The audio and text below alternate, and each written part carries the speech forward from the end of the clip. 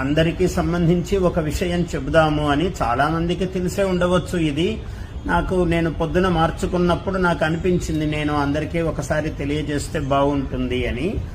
అయితే ఈ యజ్ఞోపవీతం గురించి ఒక సామెత ఉంది లోకంలో. ఎగదీస్తే బ్రహ్మహత్య, దిగదీస్తే గోహత్య అన్నారు. అంటే యజ్ఞోపవీతం తీసేటప్పుడు ఇట్లా పైన నుంచి తీరాదు, పాదాల నుంచి తీరాదు. మరి ఎలా తీయాలి అంటే మీకు చూపిస్తున్నాను.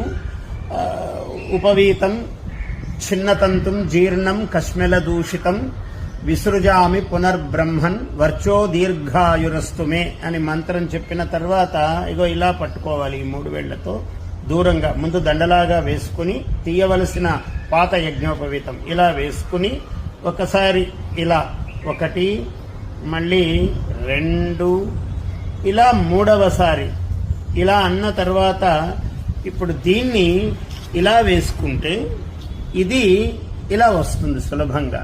చూడండి, అంటే ఇది పైనుంచి తీసినట్టు కాదు, కింద నుంచి తీసినట్టు కాదు, ఎటువంటి దోషము ఉండదు. యువకులకు, ఆసక్తి కలిగినటువంటి వాళ్ళందరి కోసము ఇది తెలియజేస్తున్నాను. జయోస్తు. ఆశీర్వచనం.